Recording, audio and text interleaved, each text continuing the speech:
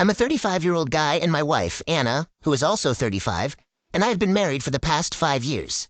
Before that, we dated for 2 years, and everything was pretty normal between us. But about a year ago, my wife suddenly developed an expensive taste.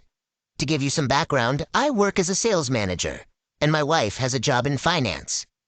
Together, we earned enough to live a decent life, and we were pretty happy with our lifestyle. However, in the last year, my wife's preferences shifted from decent to extravagant. For instance, if she wanted a handbag, it had to be from a high-end and famous brand with a prominently displayed logo rather than a bag that offered good value for its price. I'm not a penny pincher, but $300 for a handbag? You can get a decent one for $100. My wife's change in behavior was influenced by one of her close friends who married a wealthy businessman. This friend kept flaunting her newfound luxurious possessions, and it seemed like my wife wanted to develop a similar taste. She started comparing everything to what her friend had: our house, car, and vacation destinations. I did try to talk to her about it, but she acted like a 5th grader who wants everything just like her rich friend. I thought it might be a passing phase and she'd eventually grow out of it, but maybe I was mistaken. In the last 5-6 months, I've noticed a significant upgrade in my wife's wardrobe. Before that, it was just a few clothes, bags, and perfume bottles, which made sense. It's easy to save up for a few expensive items. However, in the last 5-6 months, she completely revamped her wardrobe. Everything, from her clothing to her shoes, now bore the name of a famous brand. I got curious and asked if she had gotten a promotion, and she confirmed that she had. When I inquired about the raise, she shrugged it off, mentioning good incentives but no change in her base salary. I couldn't help but wonder if those incentives could cover all these expenses. I didn't dig deeper into it because she would make me feel guilty, suggesting that I couldn't provide a luxurious lifestyle for her, and yet questioning her choices when she was handling it on her own. She had pulled this move before, so I refrained from prying. I stayed curious throughout, but I kept my thoughts to myself. However, secrets have a way of coming to light. About a month ago, I was searching for some documents in my closet. Despite hours of searching, I couldn't locate them, so I started rummaging through my wife's section. Although I didn't find the document I was looking for, I stumbled upon my wife's bank statement. I just casually took a look at it. After her last promotion, which happened about a year ago, she informed me that her monthly salary, after taxes, was roughly $6,500. However, when I examined the bank statement, it painted a very different picture. There were several credits in her bank statement under her company's name each month, but none came close to even $6,000. They varied between $1,000 and $4,000, but none were whole numbers. I tallied them up for a month, hoping they'd add up to $6,000, but they didn't. I also considered whether she might be receiving weekly or bi-weekly payments, but the numbers still didn't match. The total amount credited in a month added up to around $10,000. My curiosity got the best of me, and I decided to investigate further by searching through her wardrobe. However, I didn't find anything else suspicious. She wasn't at home at the time, so I sat there staring at the bank statement. It suddenly struck me that the statement was from Bank X. I'm keeping the bank name confidential. While to the best of my knowledge, she had an account with Bank Y. A hunch told me that Bank X wasn't her salary account. That evening during dinner, I casually asked her, "Hey, did you switch your salary account from Bank Y to a different one?" She replied, "No." I followed up with, "Do you have an account with Bank X?" Her immediate reaction was noticeable. She turned pale and stammered, No, I don't have an account with Bank X. Why are you asking this?" I told her that X Bank had some great offers for their female customers on Women's Day. I kept looking at her, and she started feeling uneasy. I waited for her to say something, but she remained silent. She finished her dinner and went to bed.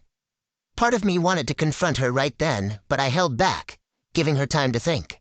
I waited for a week.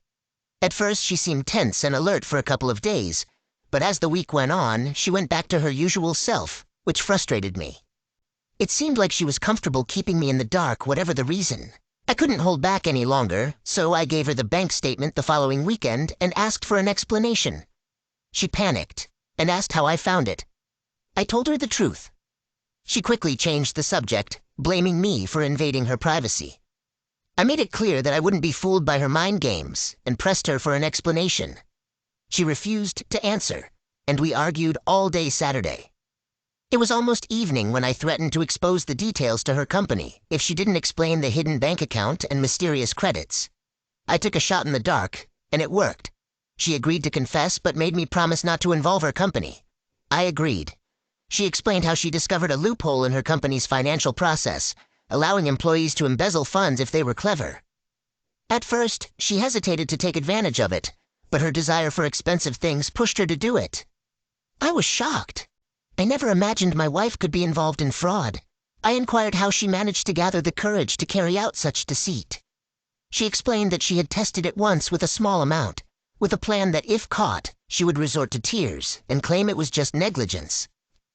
Typically, companies won't pursue fraud charges if the amount is small. They might simply terminate employment.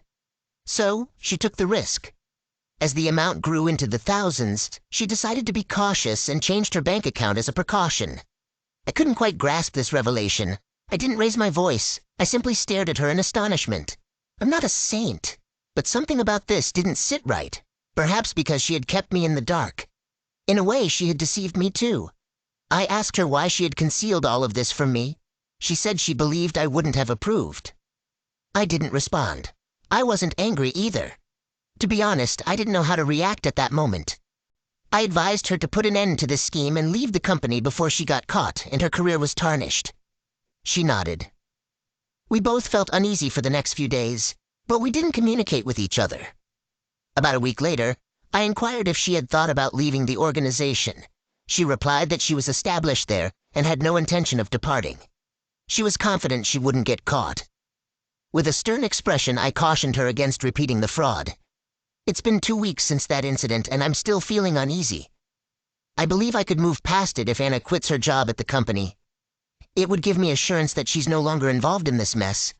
But I can't understand why she's so insistent on staying there. Do you all think she might still be stealing money without my knowledge? Please offer some advice on a balanced way to deal with this situation. Update. Hey everyone. Thanks for all the advice. After talking with some of you, I did think about sending that anonymous email, but I ended up not doing it. I didn't want to risk my marriage for this. I guess I chose my married life over my principles. Please don't be upset with me because, you know what? A lot has happened since then. If I'd sent those emails, I might never have discovered the darker side of the situation. Fast forward 2 months after our confrontation, and she's still working at the same company. However, I haven't noticed any new expensive items being added to her wardrobe. That gave me some relief, thinking she wasn't continuing that practice. But this whole incident has kept me unsettled. About a month ago, while mindlessly scrolling through social media, a thought crossed my mind. I started searching for her coworkers on social media. Since Anna and I were connected on my account, and her colleagues were connected on hers, it was easy for me to find them. After checking out some of her colleagues whom I had met at a few social gatherings, I came across her boss's profile. His profile picture, taken in a stunning beach villa, intrigued me, so I kept digging. As I went through his page, I saw him living a lavish lifestyle. His timeline was full of pictures of him partying at a fancy hotel lounge and vacationing in some of the country's most luxurious places. We all know you can't afford such a lifestyle on a monthly salary of around $7,000, especially with a kid. I scrolled further back and saw that his lifestyle had only upgraded about a year ago. Before that, his pictures were from more ordinary places. That seemed pretty suspicious. I didn't hesitate, and I directly asked my wife, "Did your boss also participate in the fraud?" She was caught off guard and responded with, yeah, sort of. I was taken aback. How could that be an answer? I asked her to clarify. She explained that her boss did find out about it but allowed her to siphon the money. I didn't believe her. I pointed out that based on what I saw on her boss's profile, his involvement in the fraud seemed clear because an average finance manager couldn't afford such a lifestyle. She brushed it off, claiming he came from a wealthy family. I gave her an ultimatum, telling her to cut the excuses since I'd done my research. I informed her that I had gone through his entire profile, which showed that he had upgraded his lifestyle within a year. She tried to explain it away by suggesting he might have received some inheritance money. I couldn't tolerate her weak excuse. Anyone with common sense could see that she was making it up. I firmly asked her to tell the truth. The same cycle repeated. Hours of argument and her blaming me for investigating her colleagues. Finally, she admitted that her boss was also involved and they shared the money. I asked her why she hadn't revealed this during our initial confrontation. She said it was irrelevant. I felt like banging my head against a wall, or maybe even hers. I told her she needed to leave that company ASAP. I questioned her if there was anything else she was keeping from me, and she adamantly said no. But I wasn't convinced that this was the end of it. I had a strong feeling that there was more to uncover, and as you can probably guess, I started suspecting an affair. It's the most obvious thing in a situation like this, right? After a few restless hours, I couldn't take it anymore. I went straight to her and asked, "Are you having an affair with your boss?" She was caught off guard, and though she tried to say something, I cut her off with a determined look and said, "Don't even think about lying. I have all the evidence." I have no idea where I found the confidence to confront her like that. It wasn't an act. I was reacting on autopilot, going with my gut. She gave up and started crying. My heart sank as tears streamed down her cheeks. I urged her to spill every single detail. Eventually she did, and it shook me to my core. After her initial attempt at embezzling money, Anna thought she was clever and could continue the fraud without getting caught. Little did she know her manager had caught on to her scheme from the very beginning but chose not to confront her. In fact, he was the one who approved her audits, which ultimately enabled her to embezzle even more money. Once the amount involved grew significantly, her boss confronted her. He praised her cleverness in exploiting the loophole and admired her audacity in making money from it. He even proposed a partnership to keep her safe. He mentioned waiting for a month before jumping on board to see if anyone else would catch her, but no one did. Perhaps nobody had any involvement in her audit work except her manager, making it an easy escape for the two of them. Her manager requested that she sleep with him once as part of the partnership agreement. She initially refused, but he threatened to expose her. She claimed he had manipulated her into having sex with him. I asked her why she hadn't told me about this sooner. She explained that it was too late for her to seek my help, and she felt compelled to comply with her boss, fearing exposure. I inquired if it was a one-time occurrence, but she remained silent. I encouraged her to speak up, and she finally admitted that her boss became attracted to her after their first encounter and insisted they continue. She also confessed that she had started enjoying it. I was stunned, as I somehow had a sense this revelation was coming. I asked her one last time if there was anything else she was hiding, and she firmly said no. I stormed into my room, locking the door from the inside. I didn't know what to do. I read through hundreds of posts on relationship sites, but nothing offered a clear solution. It was a Sunday, and I locked myself away for the rest of the day. She messaged me, pleading for forgiveness and promising to work on our relationship. She mentioned she would quit her job, but I felt emotionally numb. What's the point of quitting after the damage is already done? I realized I couldn't see her the same way I used to. My love for her had changed, and most importantly, I would never trust her again. The following day at the office, I could hardly concentrate on work. My mind was consumed with thoughts of revenge. When I returned home, she was already there, which was unusual since she usually arrived an hour after me. She reached out, taking my hand as I entered the house, and offered to do anything to mend our relationship. I asked her to confess her fraud and expose her boss to her management. She froze, unable to comply. She argued that she didn't want to jeopardize her boss's livelihood, as he was the main provider for his family and had recently become a father. I raised my voice, questioning her morals when she had an affair with him, knowing he was soon to be a father or had just become one. I said, "Okay, then confess your wrongdoing to your management." She refused. After a heated argument, she finally disclosed that her boss had recorded their first intimate encounter and used it as leverage to keep her compliant. At that moment, if I had a knife in my hand, I might have been tempted to use it on her. Despite my repeated requests for full disclosure, she continued to conceal various pieces of information. I insisted that she immediately log into her laptop and reveal all the evidence. She kept questioning my intentions, which drove me to the brink of madness, forcing her to comply. For the first time in our 7-year relationship, she saw a side of me she had never witnessed before. And for the first time in 35 years of my life, I saw myself acting in such a way. I behaved no differently than a gangster, coercing my hostage to follow my orders.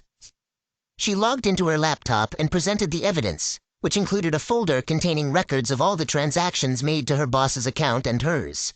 The folder also contained the video clip of their initial intimate encounter, which seemed to be part of their partnership deal.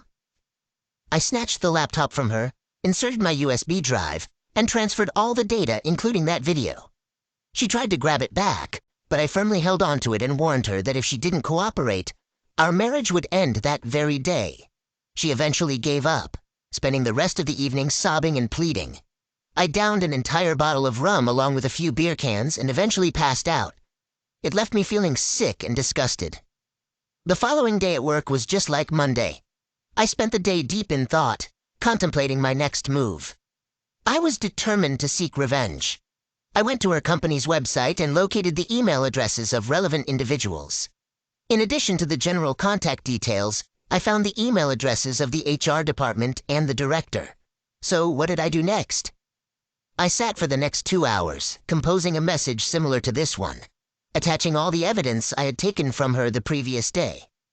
I also informed them about their affair, but chose not to include the video.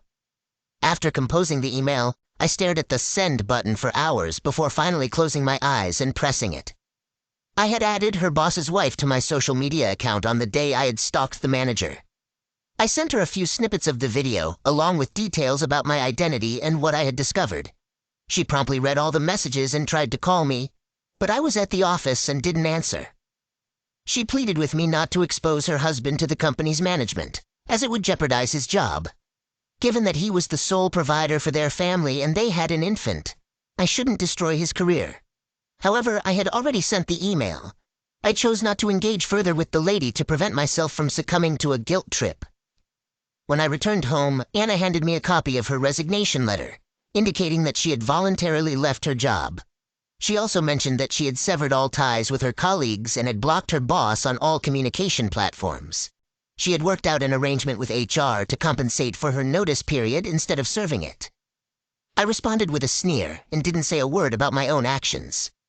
Today is Friday, and I received a response from HR at my wife's company, expressing gratitude for the evidence and assuring me that they would thoroughly investigate the matter. I'm unsure whether I should feel content about my successful revenge because deep down, I worry that it could lead to serious consequences for my wife, and certainly it will ruin the manager's family. I haven't communicated with her since that day. I'm uncertain about what the future holds for me. I can't continue my relationship with Anna because I feel uneasy around her.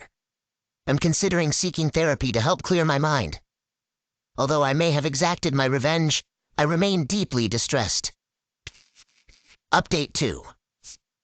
Hello everyone, I appreciate all the support. I hadn't planned to provide an update, but some of you were interested, so here it is.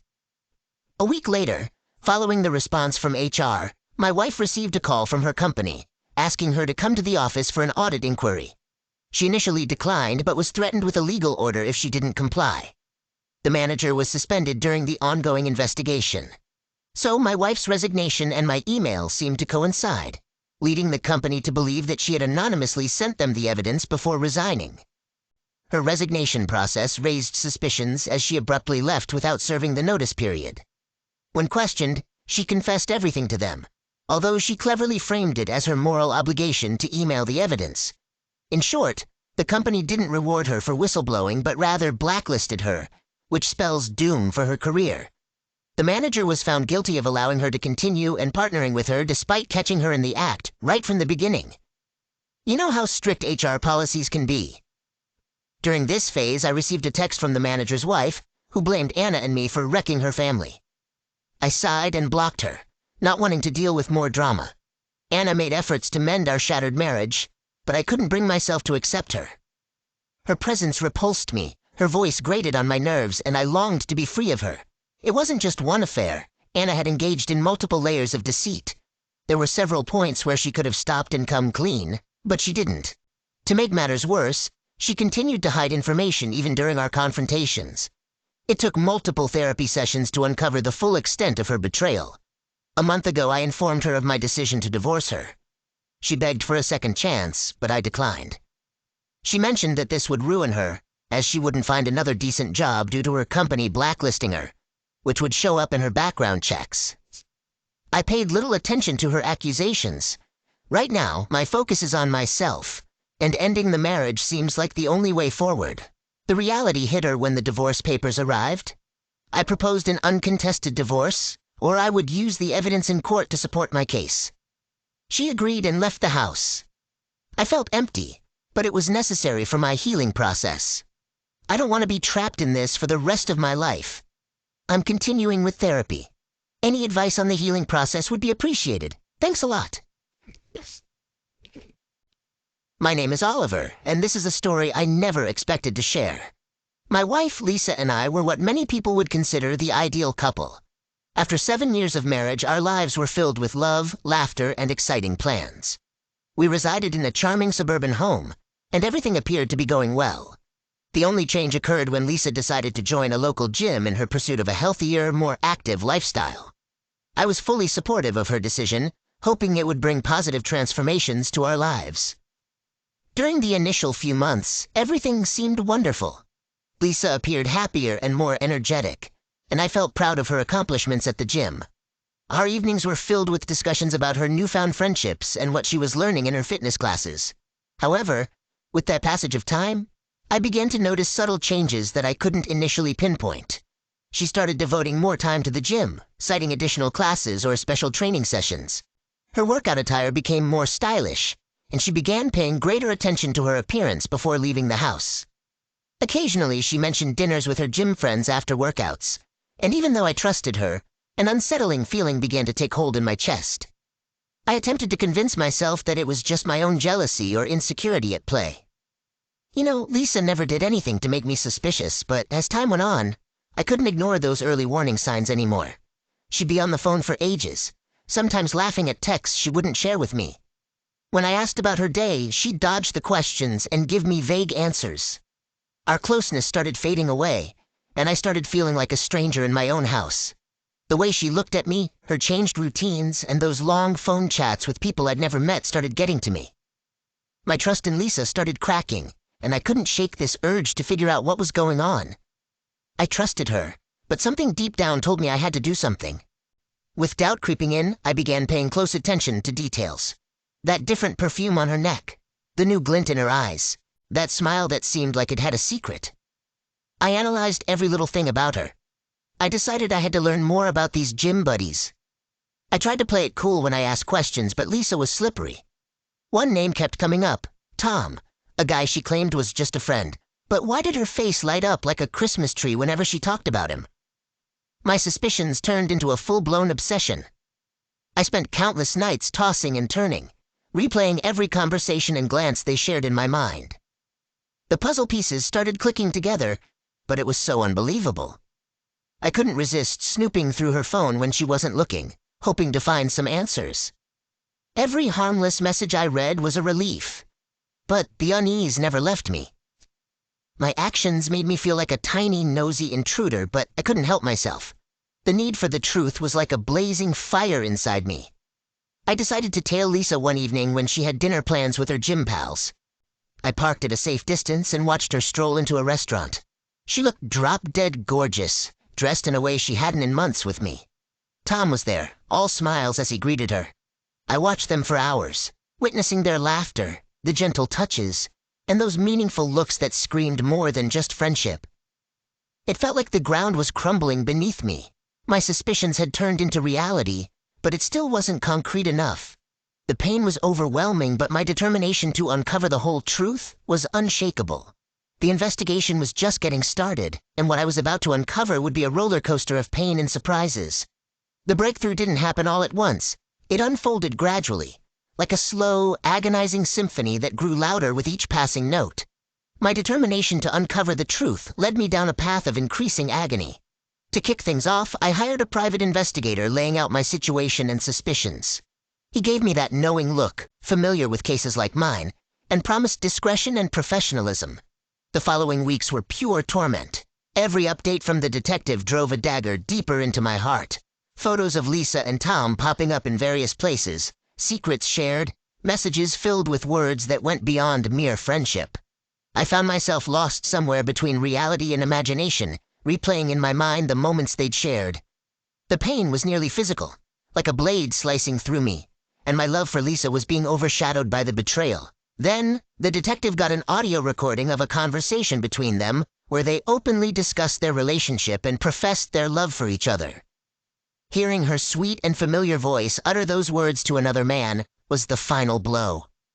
I was crushed, but I still had to face the worst part. The confrontation. How could I possibly broach everything I'd uncovered with her without falling apart completely? The bombshell of Lisa's betrayal left my soul bleeding. I was devastated, caught in a whirlwind of rage and sorrow. But as days went by, a new emotion began to simmer within me, a thirst for justice, a calculated and icy desire for revenge. After delving deeper into Tom's background, I unearthed a shocking fact. He was a married man. His wife, Sarah, seemed like a loving and devoted spouse, utterly unaware of her husband's deceitful nature. I couldn't help but feel a pang of sympathy for her, imagining the shock that lay ahead. With newfound determination, I reached out to Sarah. Words were hard to come by, but I needed to expose the truth. We arranged to meet at a discreet cafe, far from prying eyes, where I could present the evidence. The expression on Sarah's face when I revealed everything was a mixture of disbelief and profound sadness. She stared at the photos and messages, each one cutting into her like a knife. "How could he do this?" she murmured, tears flowing freely. "I trusted him. I loved him." "Sarah, I understand your pain," I told her, my voice brimming with empathy. "But we need to take action. We need to teach them a lesson." A spark of anger ignited in her eyes. She wiped away her tears and looked at me with unwavering resolve. "You're absolutely right, Oliver. They must pay for what they've done." So we kicked off our revenge scheme. Sarah and I, an unlikely pair, joined forces due to a shared sense of betrayal. We met regularly, swapping information and crafting a detailed plan. We decided that our revenge had to be a public spectacle, something that would humiliate Tom and Lisa and expose their true colors to the world. The ideal setting for this showdown would be the academy where it all began, a place bustling with witnesses, including students, teachers, and staff. With our evidence in hand, like photos and text messages, Sarah and I headed to the gym during a busy time, determined to unveil the betrayal. Our veins pulsed with adrenaline, our hearts racing from a mix of anger and nerves. We strolled into the gym, and I spotted Tom and Lisa laughing and chatting as if nothing had occurred. My anger boiled over, and I approached them with Sarah by my side. "Tom! Lisa!" I shouted, grabbing everyone's attention in the room. "I've got something to show everyone here." Their expressions shifted swiftly from surprise to horror as they grasped what was unfolding. Tom tried to say something, but I silenced him by revealing the pictures and reading snippets from the text messages. "This is the real Tom and Lisa," I declared. "A shameless and disgraceful betrayal." The entire academy fell into a hushed silence, eyes wide, faces displaying shock. Tom moved toward me, anger burning in his eyes. "You had no right to do this here," he bellowed, shoving me. I shoved him away, and the situation quickly spiraled into chaos. Students and instructors were yelling, trying to break us apart. Sarah was in tears, while Lisa pleaded with everyone to stop. Academy security stepped in, pulling us apart. The manager showed up, demanding an explanation. Amid sobs, Sarah spilled the beans about the betrayal, presenting the evidence for all to see. Tom turned pale, his reputation and image tarnished before everyone's eyes. Lisa felt humiliated as well, her pleas for forgiveness falling on deaf ears. "It's done, Tom!" Sarah screamed, her pain evident in her tearful eyes. "I'm getting a lawyer. Our marriage is finished." Tom and Lisa were booted from the academy, their names tainted, their lives shattered. Sarah and I left the place with a mix of relief and sadness. The next day, as I packed my bags, I heard Lisa's cries and pleas. Lisa was begging, asking for a chance to explain, an opportunity to fix what was broken. "Oliver, please hear me out," Lisa sobbed, kneeling before me, her eyes swollen and red. "I never meant to hurt you. I was confused, lost. I need you." I paused, gazing at the woman I once believed I loved with all my heart. The pain in her eyes was genuine, but the betrayal had left a deep wound, something I wasn't sure I could heal. "Lisa, you've shattered everything," I murmured, my voice trembling. "I saw both of you together in our home, on our couch. How can you expect me to forgive that?" Lisa clutched my hands, desperation in her eyes. "I made a terrible mistake. But we can work through this, Oliver. We can rebuild. I'll do whatever it takes." I withdrew my hands, a mix of sadness and anger surging within me. "You should have considered that sooner," I replied firmly, my voice filled with resolve. "I can't stay. I can't trust you again." With those words, I zipped up my suitcase and headed for the door. Lisa crumpled to